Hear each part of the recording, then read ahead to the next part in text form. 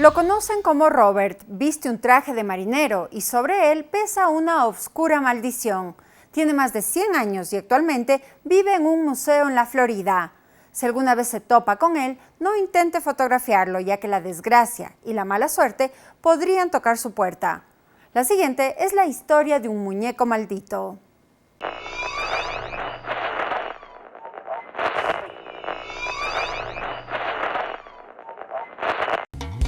Fue bautizada por los españoles con el nombre de Cayo Hueso, porque según cuenta la leyenda, allí encontraron miles de restos humanos. Sirvió como refugio de piratas, pescadores, comerciantes, buscadores de tesoros y personas socialmente rechazadas. Pero en la actualidad, Key West es un lugar simplemente fascinante. Está ubicada en el extremo sureste de la Florida. Tiene apenas 31.000 habitantes y es posible llegar en automóvil desde el continente. El escritor estadounidense Ernest Hemingway fue uno de sus más célebres residentes y en general es un sitio muy acogedor, con su característico sabor tropical, una próspera comunidad de artistas y un destino muy popular entre los turistas.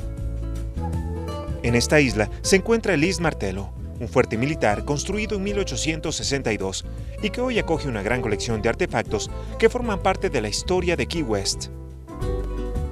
Es un museo increíble, en donde se exhiben también obras de arte, y todo cobra vida a través de sus múltiples exposiciones.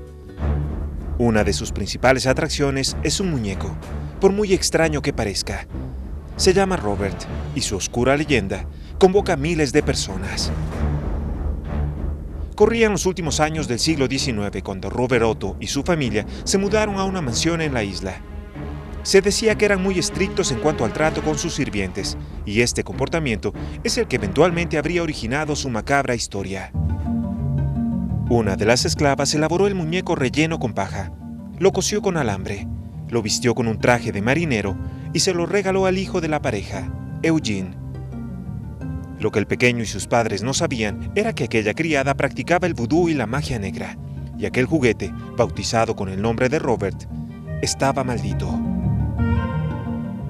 Los padres de Eugene fueron los primeros en darse cuenta de su poder sobrenatural. Lo oían hablar con su hijo.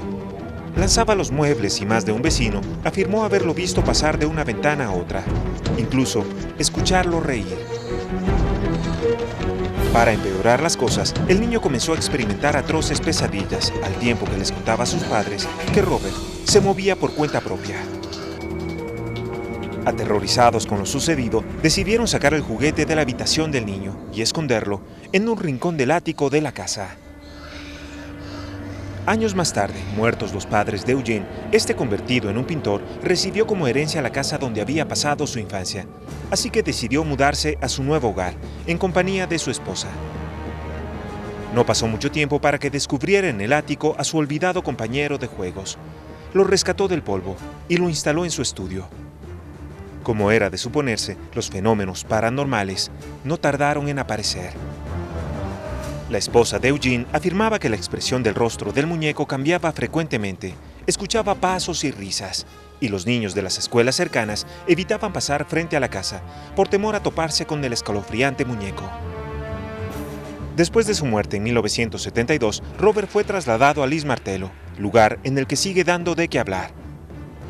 Algunos trabajadores del museo afirman que por las noches se escuchan golpeteos contra el vidrio de la recámara transparente donde se encuentra, y más de un turista se ha llevado un tremendo susto al verlo cambiar de posición.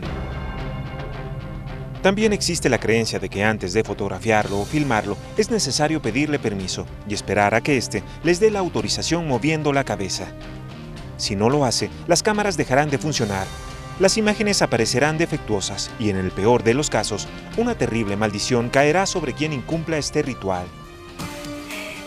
Lo curioso es que una gran cantidad de cartas y fotografías se pueden ver pegadas en las paredes del cuarto donde se encuentra Robert, con solicitudes de gente que lo fotografió sin permiso y que le ruegan que les levante la condena que parece haber caído sobre sus vidas. A primera vista, Robert es solo un muñeco de trapo que representa en tamaño real a un pequeño niño marinero, que viste de blanco y lleva un osito bajo el brazo. Sus ojos son negros, pequeños e inexpresivos, carentes del realismo que usualmente se ve en los juguetes embrujados. Sin embargo, algo habita en Robert, y fue precisamente su leyenda la que inspiró el film de Chucky, el muñeco diabólico, aunque resulte difícil de creer.